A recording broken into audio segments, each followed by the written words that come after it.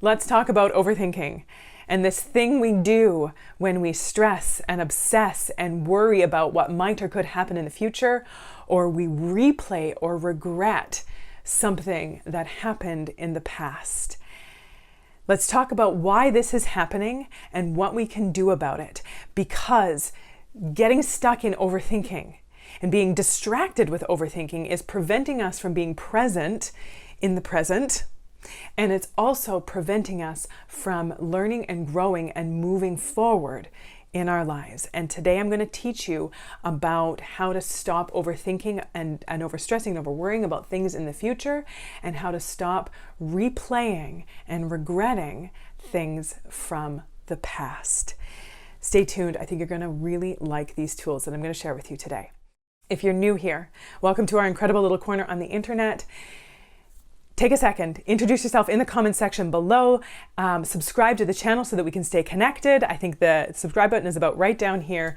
And if you are back again, welcome back. It is always so good to have you here. Either way, my name is Kristina, and I'm a registered clinical therapist, a researcher, a coach, and the creator of the Breakthrough Coaching Program. I have a master's degree in counseling psychology, and I work to help heart-centered go-getter men and women break through the crap that is holding them back so that they can like themselves and their lives more every day. So overthinking, this really is something that gets in our way and that can really hold us back when we are stuck in our thoughts. It can cause decision paralysis, where we don't actually make a decision because we are obsessing and stressing about what the best option is, and it can keep us really stuck and held back. It can leave us awake at night thinking about all the things we need to get done the next day and how exactly everything is going to go, and how we need to make sure that we are on top of everything and that we don't miss anything, and we're overthinking about all that kind of stuff. And essentially, what overthinking is our brain's attempt to get control. Because our brains like control, because it equates control, or this illusion of control. So our brains don't know that control is just an illusion. There's no such thing as full control, but it thinks that if it can get control, then it will be safe. So it's part of our survival mechanism, that it thinks that if it can predict the outcome, that it can prevent anything terrible from happening, then we will be okay. But what our brains don't realize is most of the things that we are overthinking about are not real threats to our lives. They might cause some inconveniences. They might cause some outcomes that we don't like, but they are not real threats. It's our brain trying to get this illusion of control. And so how do we deal with this? How do we intervene with these overthinking thoughts to calm them down so that we are not basically missing our lives? We're missing our present lives. We're missing being present now because we're constantly in our thoughts thinking about all of these things that are not really all that helpful to think about. Yeah, planning and preparing and being responsible and diligent are good things, but there's a difference between that and being obsessive or paranoid or stressing about everything all the time. And so what we need to do when it comes to future things, when it comes to overthinking about something that could happen in the future, like I talked about, it's often about our brain trying to predict the outcome or trying to control the outcome so it can feel safe. And so we need to take back charge of our brain, and we need to ask ourselves, what am I actually scared that might happen? What am I scared about happening? What do I think could happen? Why am I overthinking this? Why am I stressing and worrying about this? What do I think could happen? And oftentimes we don't even really know why we're stressed and worried. We have kind of this idea that it could be a threat if it doesn't go our way, if it doesn't turn out. But like, really, what am I actually worried about? And then to ask ourselves, is this an actual real threat? If this thing that I'm trying to overthink and control with my thoughts doesn't go the way that I want it to, is it a real threat to my life? And 99.9% of the time, it is not. Like I said, it might be an inconvenience if it doesn't go the way that you want it to. It might be uncomfortable if things don't go the way that you want it to, but it's not an actual real threat. So asking yourself, what am I really scared of here? And is this thing that I'm scared of, is it actually something worth being scared about? So now if you're someone who really overthinks and overstresses about making decisions, maybe it's every decision, maybe it's only certain decisions, but if you are someone who, when you're faced with a decision and you don't know what the right answer is, it means there's not a clear answer, and it also means that it doesn't matter. Whichever decision you make, you are either going to get the result or the outcome that you want, and then you're going to look back and think that was the right decision, or that was a great decision, but you can't actually know if you had made the good or right decision until you actually make this decision and get the result. See how that works? Or the decision that you make is not going to turn out the way that you want it to, and you're going to think, well, I guess that wasn't the right decision, but you actually had no way of knowing unless you actually made the decision. But either way, once you get to that result that you don't want, then you regroup and you look at it and you learn and you grow from that and you make a different decision. So often we get stuck in this decision paralysis. I'm going to do a whole video on it because it is something that a lot of us get stuck in, but I'll give you that little snippet to think about and to chew on for now.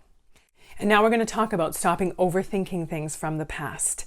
When we stress and worry and wonder about what did happen, what could have happened, what we did do, what we didn't do, what we did say, what we didn't say, or what someone else did or didn't do, or what someone else did or didn't say.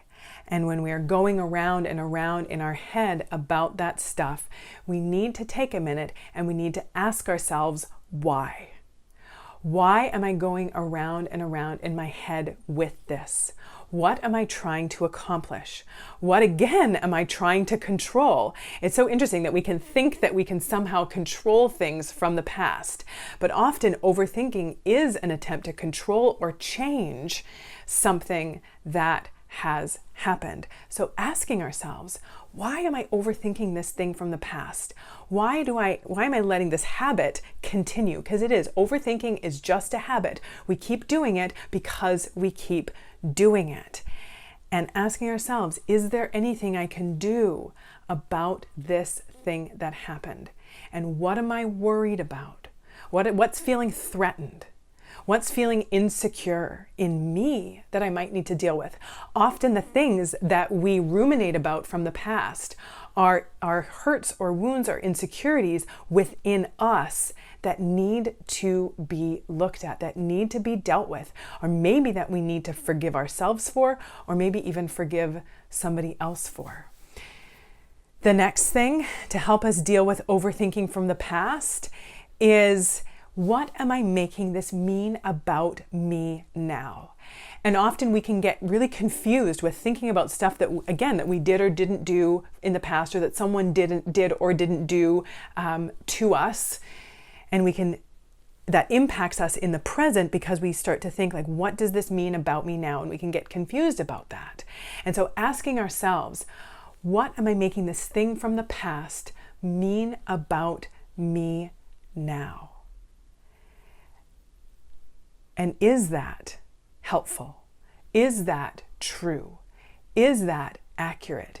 Is that what I want to be thinking about myself? So at any given moment, we get to choose what we think and how we think about ourselves. And we can use the past, and we can use that as a way to punish ourselves and as a way to keep us stuck and thinking that, well, I did this or this person did this, so that's what it means about me. That's what it says about me. That's just who I am. Or we can say, I get to decide today who I am. I get to connect with the parts of me, the things inside of me that I want to connect with, that feel good to connect with, that I want to bring out and bring to the forefront of myself. That's who I am. Not all this stuff from then. Everything that I'm choosing to connect with.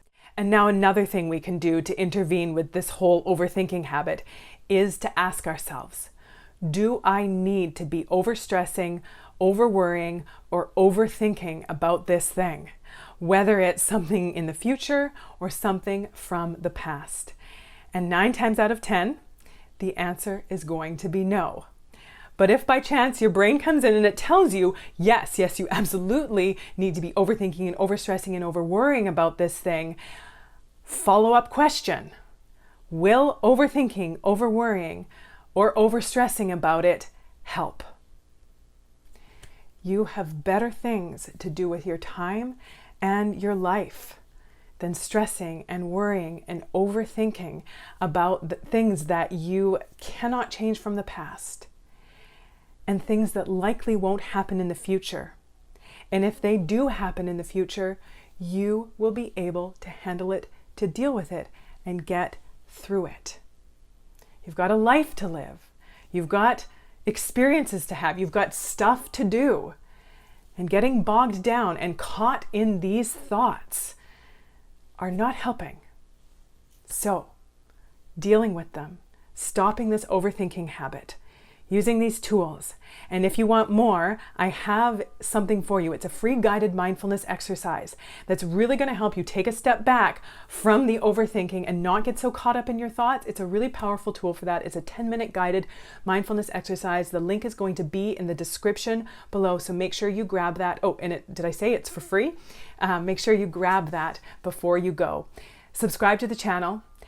Share this video out, and if you do, will you please let me know, because I would love to thank you for that, because that means so much to me. And like the video if you haven't already, and if you liked it, come and join my Facebook group, goodformegroup.com, full of incredible men and women. Until next time, take good care.